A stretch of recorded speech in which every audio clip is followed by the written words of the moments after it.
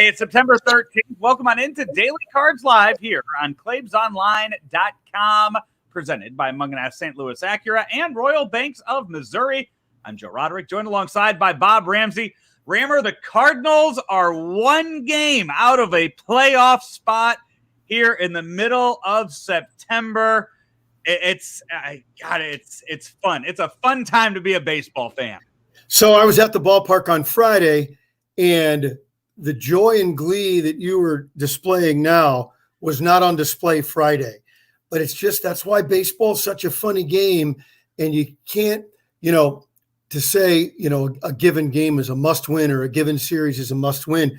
You just never know because there are so many variables involved when you've got this many teams. And technically the Mets with their win over the Yankees last night, what a spectacular game that was, by the way. Lindor 3 home runs, and now I think the Mets are feeling it a little bit, even though they're dead even on the 500 mark. You've got the Mets, the Phillies, the Cardinals, the Reds, and the Padres. 5 for 1. 5 for 1. And to say it's a three-team race. Padres, Reds, Cardinals, and you know what? I looked at the Padres schedule earlier today. They're out of it too. Padres have no chance at winning that wild card now. It comes down to what the Cardinals do against the Cubs and what the Reds do against the Pirates. That's what it's going to be. That's what it's going to come down to. I'm saying it right now. Yeah, there's other teams and there's other games still on the schedule. That's what it's going to come down to these final 2 weeks. What if the Mets win 6 in a row? They're not, because they're about to lose 3 in a row this week as they face the Cardinals. So, I mean, after the sweep at Citi Field this week, the Mets they're done. Okay. I should have seen that. It was right in front of me. Right. It's simple. It's simple. It's right there for you. The things the Cardinals are doing well is when they have played well this year is what they did this weekend, pitch and defend. The things that they don't do well continue to haunt them, and that is a lack of offense. But the Joe Roderick dream may be coming true, and maybe New York City will see it on full display. Goldie and Nolan together hammering the ball at the same time. I talked about this with Mike Claiborne a few hours ago on the lunch show, and it was something I saw the stats starting to get tweeted out this weekend as Nolan Arenado hit his 30th home run of the season. He's at 96 RBIs on the year. He's going to go 30 and 100 this year. Maybe he gets hot these final few weeks. Maybe he goes 35 and 100 on the season. Sure. That's what you traded for. You traded for a middle of the order guy that could give you those numbers, and that's what he's going to do. Yeah, I think when the Cardinal in a good Cardinal lineup, he's a 4-5 hitter. The on-base percentage and average is not like it's going to be at Coors Field, but the power still plays. And I think that's what you're talking about. He is, I think this latter half of his career with St. Louis, he'll be more of a slugger than an all-round game-changing hitter. But there's nothing wrong with that. Having a slugger hitting 4 or 5 for you, that's awesome. I'm completely on board, and I agree with you. And on top of that, too, I mean, you look at the emergence of Tyler O'Neill. If he continues that over the next several seasons, you don't need the Nolan Arenado that had to carry a Rockies offense for so many years in Colorado. You can let him go up there and be that masher in the 5 spot. If you have a guy emerging as a power hitter like Tyler O'Neill, it's just you have to figure out where everybody else fits in. Which, by the way, if they do go and make this run, if they do make that wild card game and face the Dodgers, the Giants, whoever it is that ends up losing the NL West, I do hope that Tyler O'Neill does get his recognition for the season that he had, really being the most consistent part of this offense for most of the season, if not the entire second half. Well, yeah, you know how I've said, 50 times on this show how impressed I am by Tyler O'Neill, and I think his future is brighter than an already very bright present. And I think he has the ability and has shown the ability to adapt and change, that there's no reason he can't become a truly great hitter. So but that's for the winter and next year to talk about. You got to get guys hitting for 2 weeks plus now. We got to get the offense going, and they're very, very close. I think they still can be pitched to tonight. It's Rich Hill, a crafty left-hander, two old-timers pitching against each other. This should be a really interesting ball game tonight. I don't want to offend you, Rammer, when I say this, so I'm apologizing ahead of time. But Rich Hill is called today the AARP game. As, I like it. No, that's good. Yeah, as it's 240-plus-year-olds. As it's I think I saw earlier today they were trying to figure out when the last time Adam Wainwright faced somebody that was older than him. I did see I did see Bob Nightingale tweet out that this is the first time that two pitchers 40-plus have faced off against each other since Bartolo Colon took on R.A. Dickey. Wow, that's a good one. That's a good stat. Which I think both of those guys could still pitch today. I don't know how old they are. Both of those guys could pitch in a major league game today. Well, you could pitch in a major league game. I'm not sure we'd like the results. I'd get some outs. They'd be warning track fly balls, but they'd be okay. I'm not getting anyone to roll over. That's for sure. All right. Yeah. And against Rich Hill, who's been so good in his career, a long career, obviously, really only the two Cardinal mashers, Goldschmidt and Arenado, have had any success against him. But it's one game. You just got to look at one game and get this one. And Wainwright will be challenged, facing Lindor, Paez. Their lineup is starting to come together. I'm really looking forward to getting in front of the TV and locking in. This is what I like when the baseball schedule turns out like this, because you have and you have this actually a few times this week. The last time the Cardinals faced the Mets was early May 3rd through May 6th. So we're seeing a very different team. I don't like when they play a team so close. What was it when they played the Giants? They played the Giants. They had a 3-game series, then the All-Star break, then they played the Giants right away. So you saw the exact same team both times. This is a very, very different Mets team. You mentioned Lindor homered 3 times yesterday. Crazy. Lindor was benched for his performance during one of those games. He was not in the lineup, not for a rest day, but because he wasn't good early in May. And now you're seeing a completely different team. And we'll get to this on Friday's show, but the same thing. The last time the Cardinals saw the Padres was also in the month of May. It was a 3-game series in the middle of May. So you're seeing, again, a different Padres. Back then, the Padres still had a legit bullpen.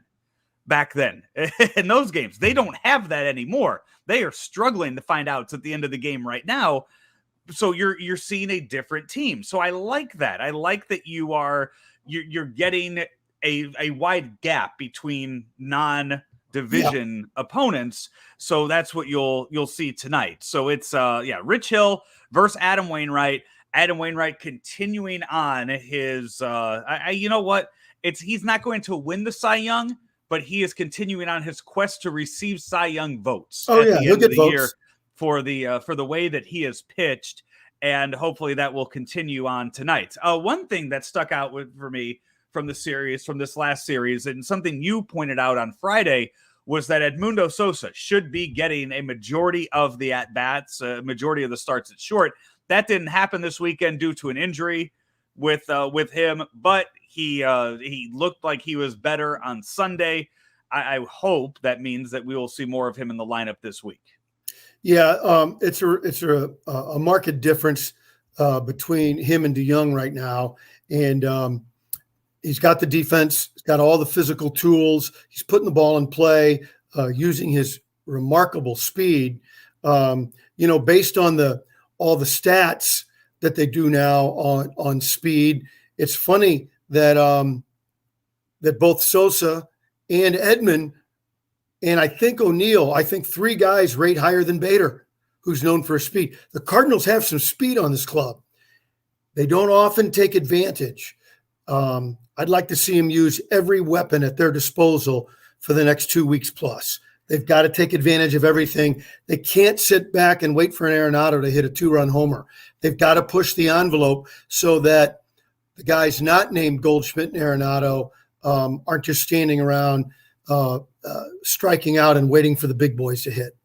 Yeah. So one game back, as I mentioned, by the way, I said it, in jest, but if you look at that Padres schedule coming down the line, it is not going to be easy. We talked about how easy the Reds schedule looks towards the end of this season. 9 games with the Pirates. 9.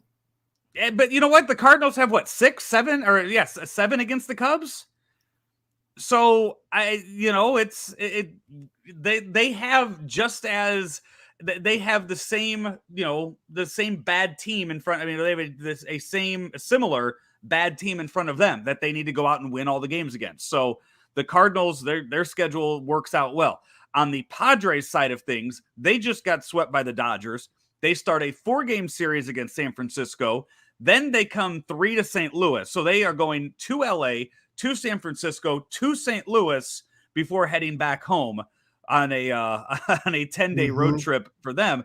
And then they go Giants, a weird series against the Braves. I don't know if you've looked ahead at this, but it's a 3-game series against the Braves. But before that series starts, they have to finish a game. They will start in the 5th inning of a game on Friday where they're the road team. So they will finish that first, and then they go back and play the Dodgers and the Giants again. So very tough for the Padres, no doubt about it. And their pitching woes are sort of understandable, but what's not understandable is how night in, night out their offense has quieted. That's got to really concern them, because when you look at the names, you'd think, well, we might have the pitching. We're going to outslug people. That hasn't been the case recently. That's true. Hey, let's get to our hats on a Monday. But first, a quick word from our friends at Royal Banks. Royal Banks, over 50 years in St. Louis, and now a couple of branches across the river in Illinois, in Jerseyville and Granite City. So Royal Banks reaching out to give you that hometown feel, but more importantly, the banking services and service you deserve and need to achieve your financial goals. Give them a call, 314-212-1500, or go online to royalbanksofmo.com. Royal Banks, where better service means better banking. Member FDIC and equal housing lender. That's a nice bucket hat you have there. I mentioned my all my other hats are at the other office. So I go, I can't just repeat another lid. That was pretty weak on Friday. So I came up with this one. I don't know if you can tell. That is Bushwood Country Club. And for those who don't know, the home course for Caddyshack. And I've had this for a long time, and I wear it with pride. Rammer, I'm going with another Nacho helmet today. I plan on having another Nacho helmet for you on Wednesday, but more to go on that. But I'm going Gateway Grizzlies Nacho helmet. Nice. Yeah, they just finished their 2021 season this past weekend.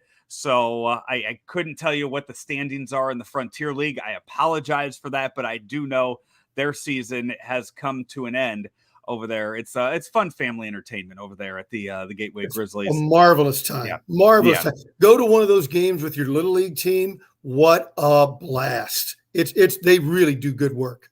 Yeah, so there we go. So that's this is one of my many Nacho helmets. The hat that I'm going to wear tomorrow, haven't bought it yet. Going to be purchasing that tomorrow at the Field of Dreams, where I will be doing the show from tomorrow as I venture off onto a nice 6-day excursion.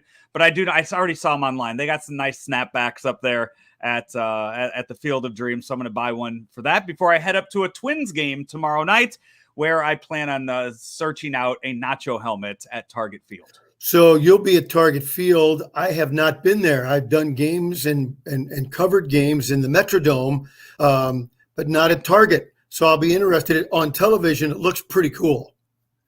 It really does. And I imagine going to see a game there in September is a lot nicer than going to see a game there in April. So I'm glad that I'm going there. Although I do think it's going to drop down to like the 60s or 50s tomorrow night up there. Perfect. Light jacket weather. It's great. No, it'll be awesome. Yeah. And I'm also seeing the second game of a doubleheader too. So it'll be a quick 7-inning game that I'm going up there for. Also, eat your nachos. Eat your nachos quick. Haven't bought the tickets for it, but there are plenty of $6 seats available on StubHub because it's the Twins versus the Indians. Not a whole lot of people are are going. You may be the only media member there. Rammer, we will check in tomorrow. I will. It'll be a lot of fun on location from was it Dyersville, Iowa? Dyersville, Iowa. Yeah. I'll tell you, my final word is the Cardinals get ready to play the Mets tonight. You know how the Cardinals are in a pennant race or a playoff race? I got the tight cheeks. Really? Yeah, I'm locked in. I'm locked in. You know what? Like, I'm just having fun with it right now still. I'm having fun with it. I think it feels like it's been so back and forth all season long that I feel like we could just have some fun with this season this year. That is the right attitude. I have the wrong attitude, and I will suffer when it ends. Yeah, no lineups out tonight, but Adam Wainwright versus Rich Hill. Enjoy the game tonight, folks. We will be back tomorrow with another edition of Daily Cards Live, presented by Mungenast St. Louis Acura and Royal Banks of Missouri, right here on ClaibsOnline.com. St. Louis Acura is excited to announce the opening of our newly remodeled service lounge. We sell pre-owned vehicles of all makes and models and take pride in servicing what we sell. We offer free pickup and delivery service and a complimentary car wash and vacuum with every service. We also have a full-service reconditioning shop on site that can repair dents, bumpers, and wheels. As the nation's only 29-time Acura Precision Team winner for customer satisfaction, we work every day to make St. Louis Acura better than ever for you.